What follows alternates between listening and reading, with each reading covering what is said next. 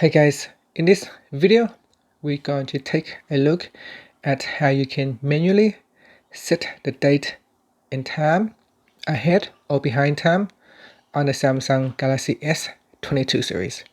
First, tap on the home button to go back to the home screen. On the home screen, swipe down at the top and tap on the settings icon. In settings, go down and tap on general management. Then tap on date and time. Next, in here, by default, time is set to automatic, so you want to turn off automatic date and time. And then in here you can manually set the date and you can manually set the time. So if you like to set your time 5 minutes ahead of time, in here you can change the minutes. So for example, I'm going to set it 5 minutes ahead of the actual time, and then tap on done. And that's how you can manually set the time on your device.